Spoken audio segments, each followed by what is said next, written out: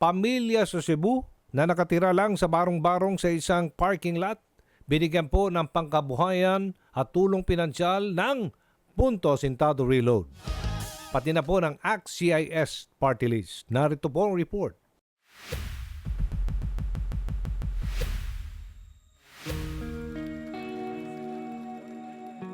Isang pamilya ang pumukaw sa tensyon ng Punto Asintado Reload sa gitna ng pamamahagi ng livelihood assistance ng DSWD kasama ang mga kinatawan ng ACT-CIS Party List na sina Congressman Erwin Tulfo at Congressman Ed Vicquiab sa Cebu noong nakarang linggo. Yan ang pamilya ni Tatay Jose Tradyo at Nanay Geraldine Nunez na nakatira sa malit na barong-barong na ito sa gilid ng parking lot sa barangay Punta Princesa, Cebu City. Bukod sa siksikan, wala ring kuryente at tubig ang kanilang bahay.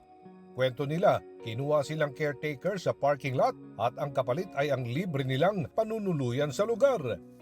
Dili ko ang ragi pabantay rami dire na kung na wala na pud mi kuan mangita lang pud ang among kalabadahan ako.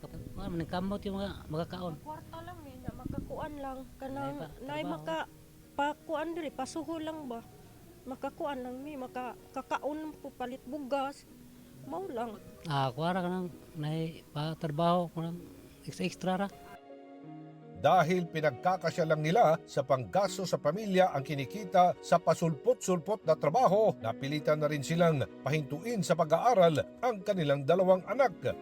Ang nais ng mag-asawa, magkaroon sila ng puhunan para makapagtayo sila ng maliit na negosyong magiging regular na paghuhugutan ng panggasto sa araw-araw.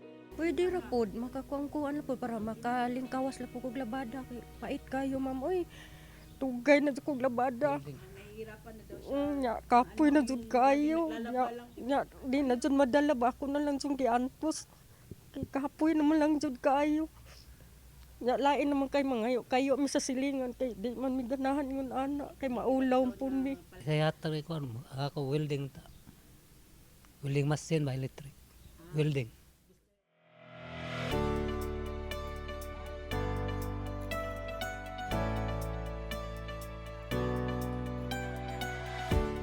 Kinabukasan, personal silang dinalaw ni na Congressman Erwin Tulfo at Congressman Ed Vicquiab para tugunan ang hiling ng mag-asawa.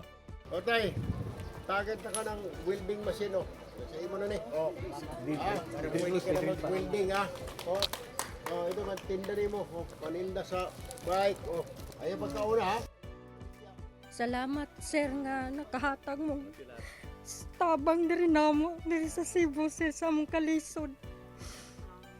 Maraming salamat sir nga naka-region mo diri namo.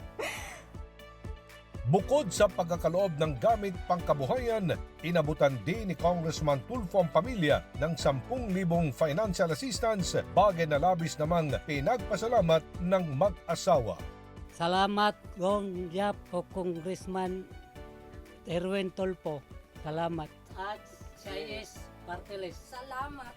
Daghang salamat.